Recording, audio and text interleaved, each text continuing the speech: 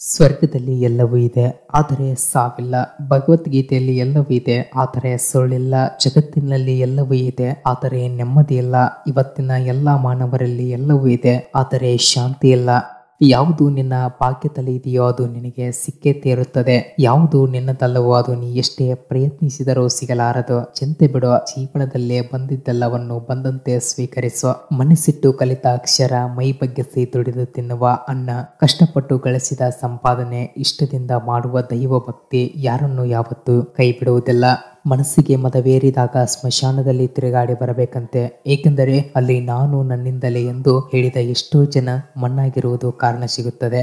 ನಿನ್ನ ತಪ್ಪಿಲ್ಲದೆ ಯಾರೇ ನಿನ್ನನ್ನು ನಿಂದಿಸಿದರೆ ಪ್ರತಿಕಾರ ತೀರಿಸಲು ನಿನ್ನ ಕೈಯಲ್ಲಿ ಆಗದಿದ್ದರೂ ಕಾಲ ಅವರನ್ನು ತಪ್ಪದೆ ಶಿಕ್ಷಿಸುತ್ತದೆ. ಏಕೆಂದರೆ ಅವರು ಮಾಡಿದ ಕರ್ಮಗಳಿಗೆ ಅವರೇ ಶಿಕ್ಷೆ ಅನುಭವಿಸಬೇಕು.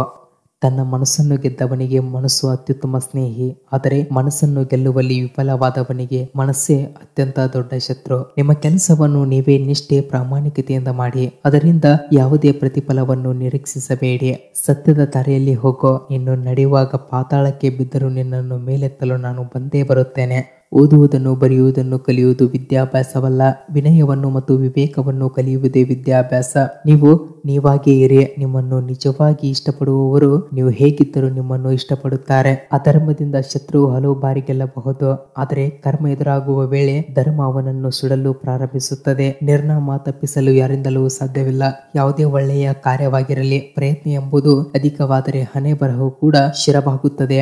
ದೇವರು ತಡ ಮಾಡಿದರೂ ನ್ಯಾಯ ಮಾಡುತ್ತಾನೆ, ಆದರೆ ಅನ್ಯಾಯ ಮಾಡುವುದಿಲ್ಲ. ತಡವಾಗುವುದರ ಹಿಂದೆ ಅದ್ಭುತಗಳು ನಡೆಯುತ್ತವೆ, ಕಾದು ನೋಡಬೇಕು ಅಷ್ಟೇ. ತಪ್ಪು ಮಾಡುವಾಗ ಮನುಷ್ಯನಿಗೆ ಅರಿವಿರುವುದಿಲ್ಲ, ಆದರೆ ಮೋಸ ಮಾಡುವಾಗ ಅರಿವಿರುತ್ತದೆ. ಹಾಗಾಗಿ ತಪ್ಪನ್ನು ಕ್ಷಮಿಸಬಹುದು. ಹೂಗಳಿಗೋಸ್ಕರ ಮುಳ್ಳುಗಳಿಗೂ ನೀರು ಎರೆಯಬೇಕಾಗಿದೆ. ಹೊಡೆತದ ನೋವನ್ನು ತಡೆದುಕೊಳ್ಳುವ ಶಕ್ತಿ ನೀಡುವ ಭಗವಂತ ಸಮಯ ಬಂದಾಗ ತೀರಿಸಿಕೊಳ್ಳುವ, ತಿರುಗಿಸಿ ಹೊಡೆಯೋಕೆ ತಾಕತ್ತನ್ನು ನೀಡಿರುತ್ತಾನೆ. ಸಮಯ ಯಾವತ್ತೂ ಒಂದೇ ರೀತಿ ಇರುವುದಿಲ್ಲ. ಇಂದು ನಿನ್ನ ಸೋಲನ್ನು ನೋಡಿ ಆಡಿಕೊಳ್ಳುವವನು ನಾಳೆ ನಿನ್ನ ಗೆಲುವನ್ನು ನೋಡಿ ಆಡಿಕೊಳ್ಳುತ್ತಾರೆ. ಕೊರಗಬೇಡ, ನಿನಗೆ ಯಾರು ಇಲ್ಲವೆಂದು. ನಿನ್ನ ನಗುವೇ ನಿನಗೆ ಬಂಧುವಾಗಿರುತ್ತದೆ.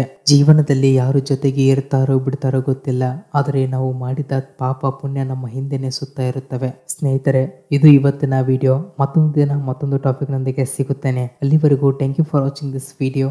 ಜೈ ಹಿಂದ್.